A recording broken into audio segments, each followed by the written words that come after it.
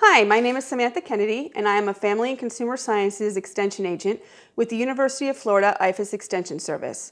And today I want to talk to you a little bit about different kinds of flour. Baking requires, for the most part, some sort of flour in some kind of measurement, in some way, shape, or form. And I want to talk a little bit about how different flour can make a big difference. So you want to make sure that you're careful in choosing the flour that you need. The most common flour that you'll find or in a recipe is all-purpose flour. It's all-purpose flour because you can use it in a lot of different ways or a lot of different recipes. Most recipes that you'll find are going to be calling for all-purpose flour. So when you go to the store to purchase flour, you're going to want to be very careful in making sure that you choose all-purpose, because there's also whole wheat flour, which is not always interchangeable, or rye flour, which is especially not always interchangeable, among other kinds of flour that you'll find as well. When we're talking about all-purpose flour, it's wheat flour, and so it's made out of, it has gluten. So if you have any sort of celiac disease or something like that where you can't have gluten, you can't have all-purpose flour, and that's where you get to the specialty flours. We're going to focus mostly today on all-purpose flour and the most common ones that you'll find. Specialty, this one's not really a specialty flour. It's fairly common. This is rye flour, but it is not interchangeable with all-purpose. So if you use rye flour instead of all-purpose flour when you're making cookies or something, it's not going to come out very well. But you're going to want to make sure that if it's something that you don't use very often, you only use it periodically, you're going to want to store it either in the refrigerator or the freezer to keep it fresh, because the oils from the bran part of the wheat kernel or the rye kernel is going to go rancid if you leave it sitting out at the room temperature too long. So you want to store your flour in the freezer. I store all my flour in the freezer anyway, even if it's all-purpose, because it stays fresher longer without being exposed to the air in your cabinet.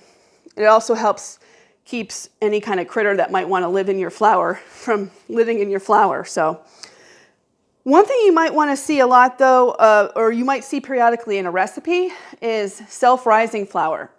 You can buy self-rising flour in the store alongside the all-purpose flour. And again, you want to be careful because you want to get all-purpose flour instead of self-rising flour if that's what your recipe calls for, because if you use self-rising instead of all-purpose, it's not going to turn out the way you want. So be careful in reading the label when you're purchasing flour. But I don't usually keep any self-rising flour on hand because I don't use it that often. So what I will do is I'll just make my own self-rising flour. And what you can do is take all-purpose flour, because all self-rising flour is all-purpose flour with baking powder and salt already added into it. So you don't have to add those extra things.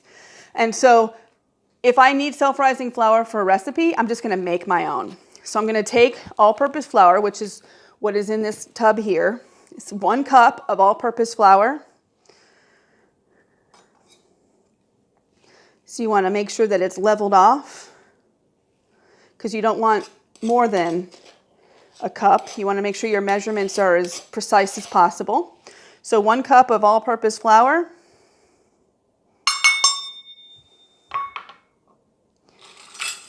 One and a half teaspoons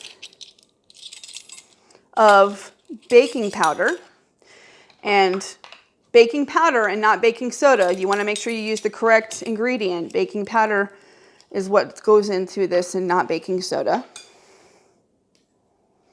And we'll level it off. Add that. And then we need 1/2 teaspoon as well.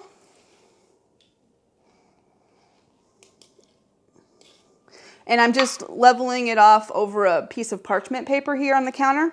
You can level it off over the container as well if you would like.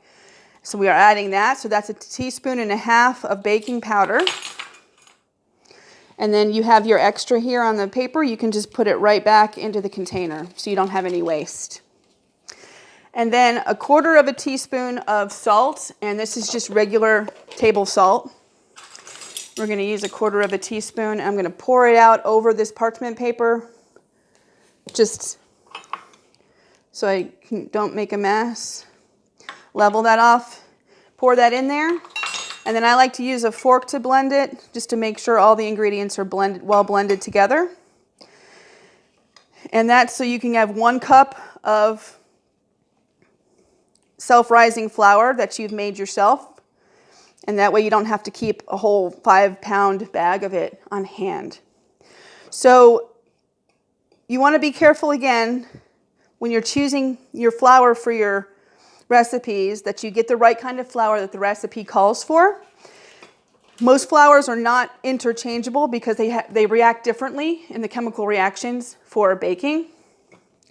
And so it is important to keep the right kinds of flour on hand and to use the right measurements for flour as well, so that you don't have too much flour or too little flour, because that can also alter the consistency and texture of your final product.